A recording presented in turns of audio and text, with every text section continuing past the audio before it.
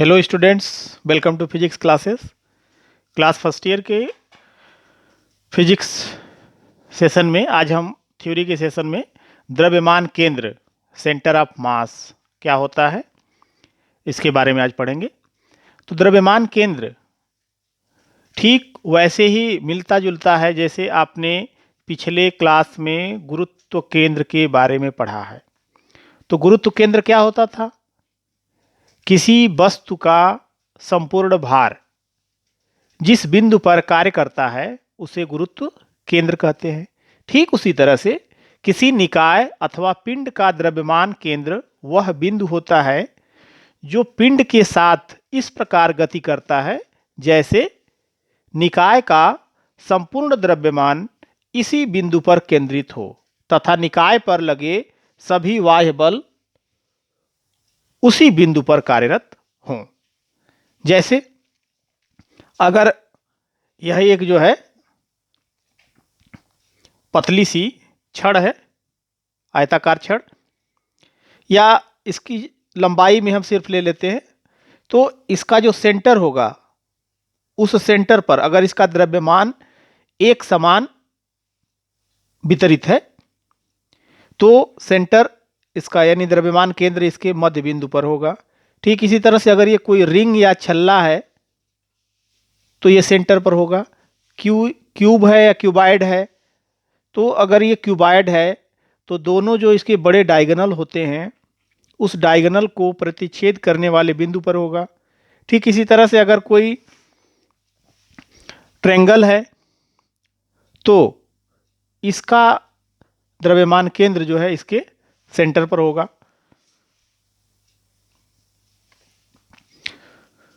इसी तरह दो कणों या पिंडों के निकाय का द्रव्यमान केंद्र के लिए क्या फार्मूला होगा? तो मान लेते हैं यह एक्स एक्सिस, वाई और जेड एक्सिस, इसमें एक द्रव्यमान m1 जिसका पोजीशन वेक्टर है r1, द्रव्यमान m2 पोजीशन वेक्टर r2 ए और बी पर रखे गए हैं। तो इसका द्रव्यमान केंद्र अर्थात ए और बी अर्थात m2 और m1 को मिलाने वाली लाइन पर कहीं पर होगा। तो कहां पर होगा?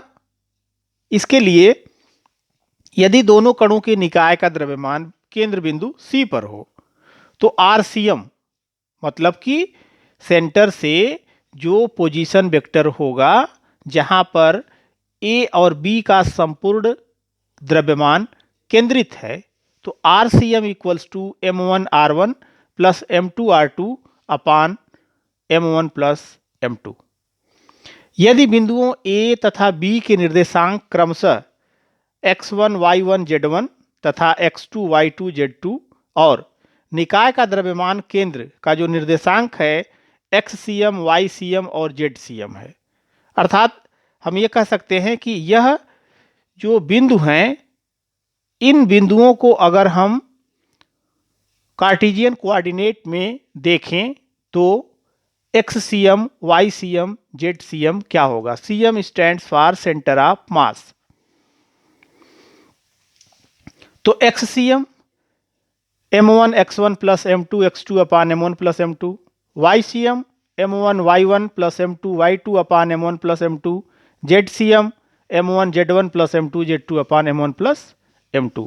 तो यह दो द्रव्यमानों के लिए जो जिनके कोऑर्डिनेट a और b x1 y1 z1 तथा x2 y2 z2 हैं, ये उनके लिए मिल गया। भिन्न भिन्न द्रव्यमान के दो कणों के निकाय का द्रव्यमान केंद्र सदैव भारी कण के निकट होता है। जैसे आप गुरुत्व केंद्र की बात करते हैं कि जैसे सीसा है, इस पर जो उसका फलक्रम होता है वह मध्य में होता है। अगर दोनों तरफ एक समान भार के बच्चे अगर बैठते हैं तो वह बैलेंस होता है, लेकिन अगर कोई बच्चा कम भार का है और दूसरा बच्चा उससे अधिक भार का है तो जो भारी बच्चा है वह फलक्रम यानी जो जिस पर वो टिका हुआ है आलम्ब बिंदु है, उस आलम्ब बिंदु के पास हो जाता है तो बैलेंस बराबर हो जाता है। ठीक उसी तरह से तो यदि दो कणों के निकाय का द्रव्यमान केंद्र मूल बिंदु पर हो, तो मूल बिंदु का मतलब हो गया कि 0 0, x की वैल्यू 0 और y की वैल्यू 0। तो RCM जो फार्मूला होता है M1R1 plus M2R2 upon M1 plus M2 ये बराबर 0। तो इससे आपको मिल जाएगा M1R1 प्लस M2R2 बराबर 0।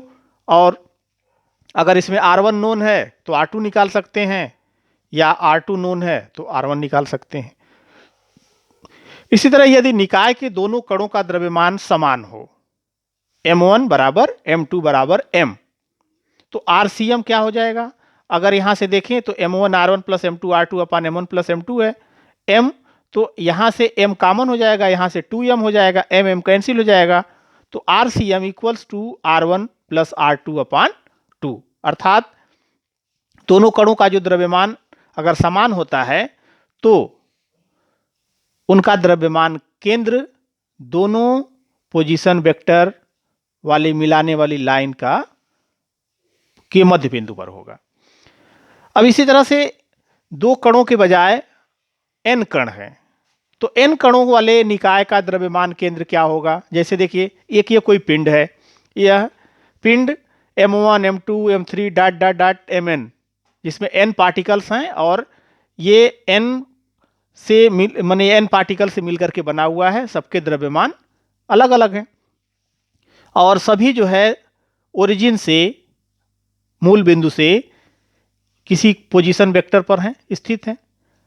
तो इस n कणों के निकाय का जो द्रव्यमान केंद्र होगा RCM equals to M1R1 plus M2R2 plus M3R3 plus dot dot plus MnRn upon total mass M1 plus M2 plus M3 dot dot प्लस Mn। अब यहां पर आप देख रहे हैं कि यह 1 1 2 2 3 3 4 4 Nn, तो इसका मतलब कि इसे हम लिख सकते हैं समेसन I इक्वल्स टू 1 से लेकर के n तक, और ये जनरलाइज कर लेंगे MI/RI। इसी तरह से नीचे summation I equals to 1 to n MI। अब summation I equals to 1 to n MI यह उसका टोटल द्रव्यमान है, तो 1 अपान m हो जाएगा। तो 1 अपान m और into summation I equals to 1 n MI/RI।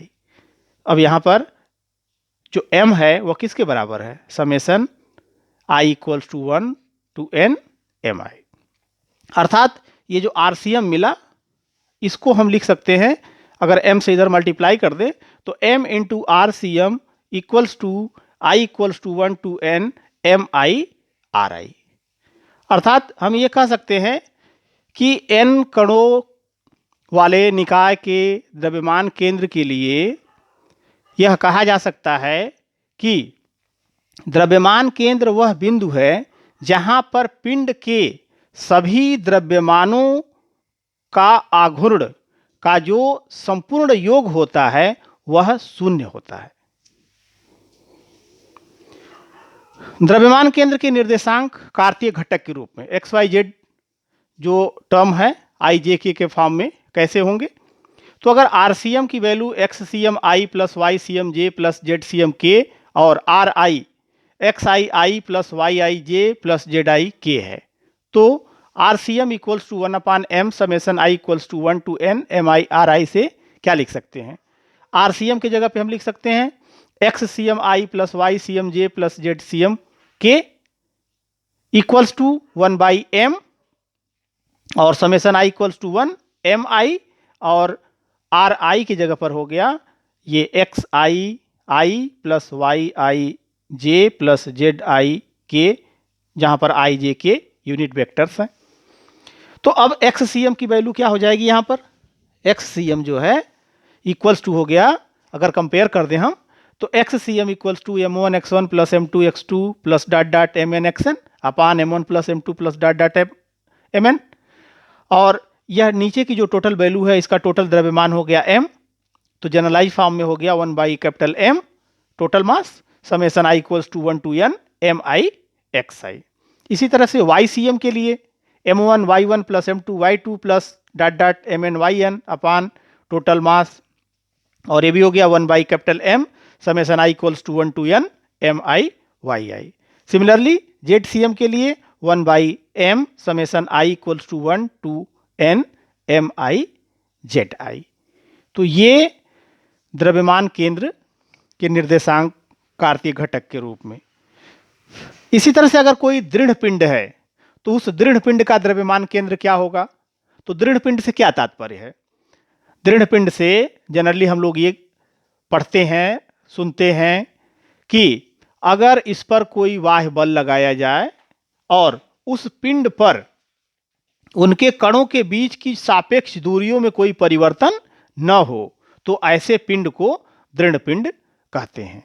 जैसे अगर हम n कणों के लिए निकाय का द्रव्यमान केंद्र निकालें तो RCM equals to 1 by M summation I equals to N M I R I. अब यहां पर जो द्रव्यमान है यह यूनिफॉर्मली डिस्ट्रीब्यूटेड है, इसलिए हम XCM इक्वल्स टू इसको लिख सकते हैं इंटीग्रल एक्स डी एम अपान इंटीग्रल डी एम। इसी तरह से YCM के लिए और ZCM के लिए।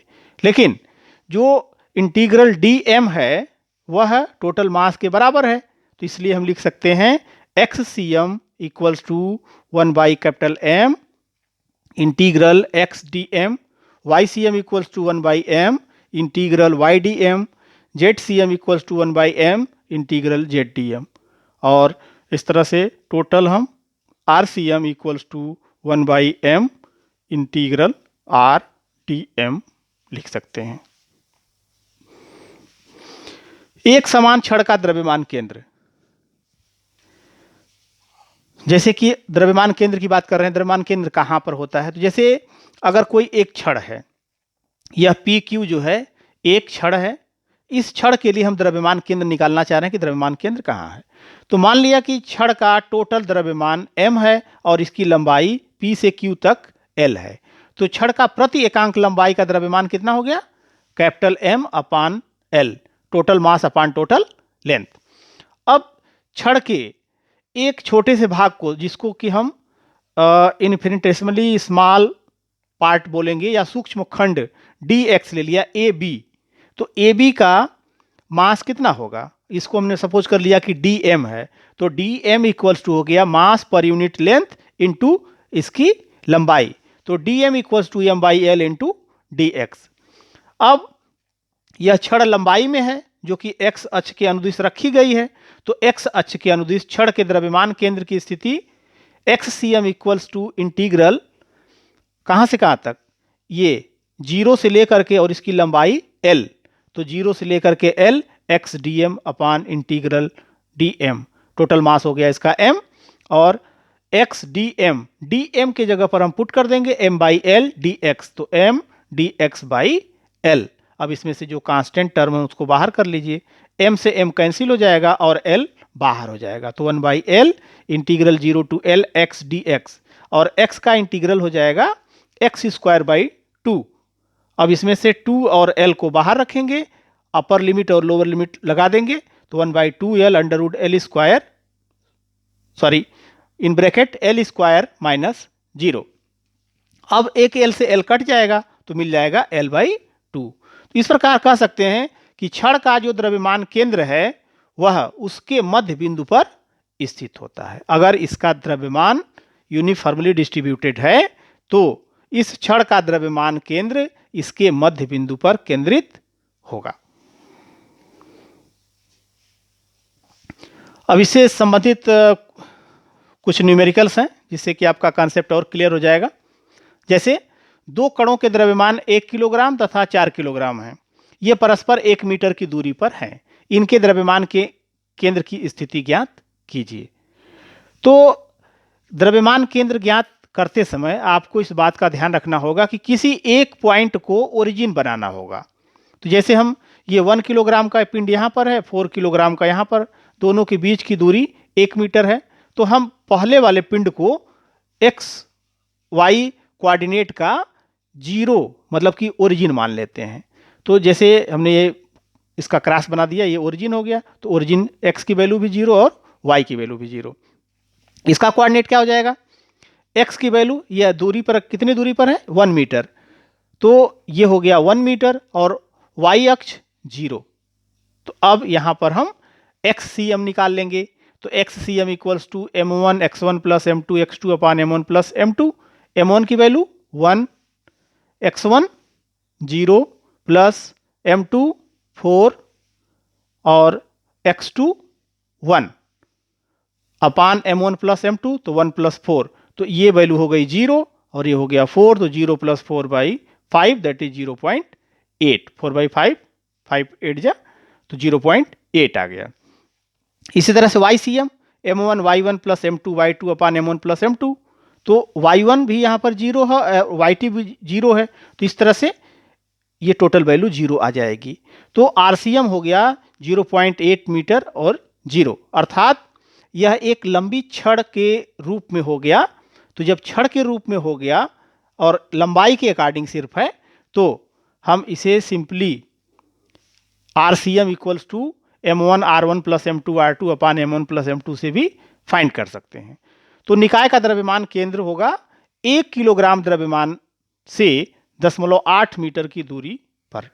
और जब RCM लिखा जाएगा तो जिसके रेस्पेक्ट में आपने फाइंड किया है वह लिखना जरूरी है कि आपने 4 किलोग्राम वाले पिंड की तरफ से निकाला है या फिर 1 किलोग्राम वाले पिंड की तरफ से निकाला है।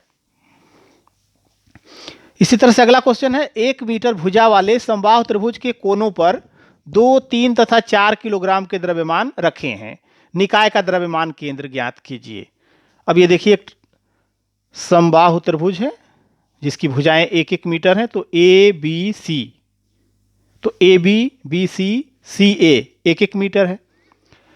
अब A का कोऑर्डिनेट क्या हो जाएगा, A पर 2 किलोग्राम रखा है, B पर 3 किलोग्राम है और C पर 4 किलोग्राम है, तो इसका कोऑर्डिनेट कितना हो गया, X की वैल्यू भी यहाँ पर 0 है और Y की वैल्यू भी 0 है, तो 0 0 हो गया। यह 1 मीटर की लंबाई है, तो A से B तक की जो दूरी है 1 मीटर हो गया, Y की वैल्यू यहाँ पर 0 है, तो ये 1 0 हो गया। इसी तरह से C का कोऑर्डिनेट कितना होगा, इसको आपको फाइंड करना होगा। तो यह समबाहु त्रिभुज है, तो C से अगर हम परपेंडिकुलर ड्रा करेंगे तो AB को 2 पार्ट में बांट देगा, तो D जो है इसका मध्य बिंदु होगा। तो जब मध्य बिंदु होगा तो जब यह 1 मीटर है तो D हो जाएगा, D से A तक की दूरी 1/2 मीटर, तो इसका कोऑर्डिनेट हो गया 1/2, यानी x की वैल्यू 1/2 हो गई। लेकिन आपको C का निकालना होगा, यानी CD निकालना है। तो यहाँ पर आप देखिए ADC एक समकोण त्रिभुज होगा। जब समकोण त्रिभुज होगा तो इसमें हम पाइथागोरस थ्योरम लगा सकते हैं। पाइथागोरस थ्योरम का प्रयोग करेंगे तो CD का स्क्वायर बराबर AC square minus AD square, और AC की वैल्यू 1 है, AD की वैल्यू 1/2 है, तो 1 माइनस 1/4, तो ये आ गया 3/4। ये CD का स्क्वायर है, तो CD इक्वल्स टू √3/4, 3 का यो √3 हो गया और 4 का बाहर आके 2 हो गया। तो इस तरह से C का जो कोऑर्डिनेट है 1/2 और √3/2 मिला। अब XCM फाइंड करने के लिए XCM equals to formula M1 x1 plus M2 x2 plus M3 x3 upon M1 plus M2 plus M3। M1 की value 2 into x1 0 plus M2 3 x2 1 और M3 4 और x3 1/2, और इस तरह से आप इसको सिंप्लीफाई करेंगे अपान 2 प्लस 3 प्लस 4, तो ये 0 हो गया, ये 3 हो गया और ये 2 3 2 5 5/9। इसी तरह से YCM M1 y1 plus M2 y2 plus M3 y3 अपान M1 plus M2 plus M3।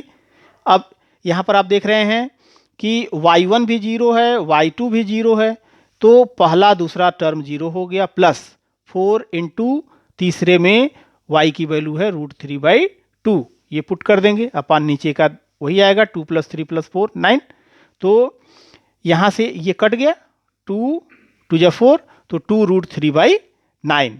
तो इस तरह से अगर हम 2 किलोग्राम वाले पिंड को मूल बिंदु पर लेते हैं तो जो RCM होगा यह होगा 5/9 और 2 √3/9। इसी तरह देखें, 3 समान द्रव्यमान के समरूप गोले परस्पर सटाकर रखे गए हैं।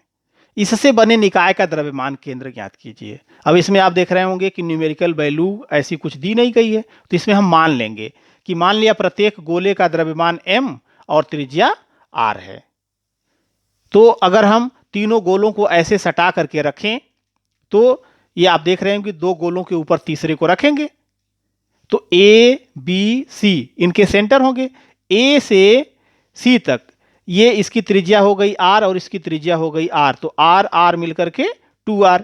इसी तरह से ए से बी कितना हो गया, ए से बी हो गया r प्लस आर 2r। और तो आप कह सकते हो कि A B equals to B C equals to C A equals to twice of radius यानी 2r।